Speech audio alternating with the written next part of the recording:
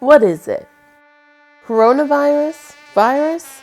Let's find out when we read today's book, Viruses, a Real Science for Kids book by Rebecca Woodbury, PhD. Have you ever been sick with a runny nose, or had a fever, or a sore throat? You may have had a virus.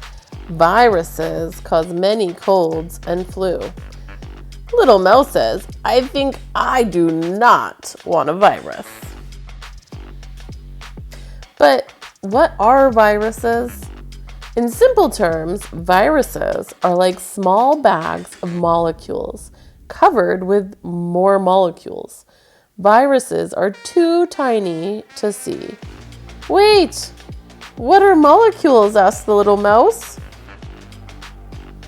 Review. Molecules. Molecules are made when atoms link together. Wait, what are atoms? Asks the little mouse. Review. Atoms. Atoms are tiny building blocks that can link together. Atoms make up everything we touch, taste, smell, and see. But viruses are not actual cells. Viruses do not have many of the parts that cells have. Viruses cannot do many of the things that cells do. Uh-oh! Are we missing any parts? Asked the little mouse. I think we have them all, says the other mouse. Review. Cells.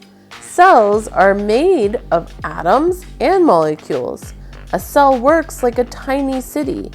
Each cell has many parts that do different jobs. All living things are made of cells. Because viruses do not have all the parts of actual cells. Oh, says the little mouse, we can build a cat trap. Wait, we don't have all the parts. Viruses must live in other creatures to survive. Hey, look, a new body. Are you new in town? Washing your hands can help keep you from getting a virus. Because viruses must live in other creatures, do viruses need mice to survive? Maybe. Some scientists think viruses are not alive. This is a big debate. Yes, viruses are alive. No, they do not have all the parts of a cell. Viruses come in many shapes. The common cold virus looks like a soccer ball with spikes, just what we saw on the cover. The Ebola virus looks like a long worm with clover leaves. The coronavirus looks like a fluffy ball with flowers. Viruses can cause diseases in plants and animals. These plants look like they have a virus, says the little mouse. But not all viruses are bad. Scientists can use some viruses to cure diseases. That is good to know, says the little mouse. We can use this virus to help cure disease. The little virus say, we are going to help. How to say science words. Here's a key to help you pronounce any of the words you've seen in the book.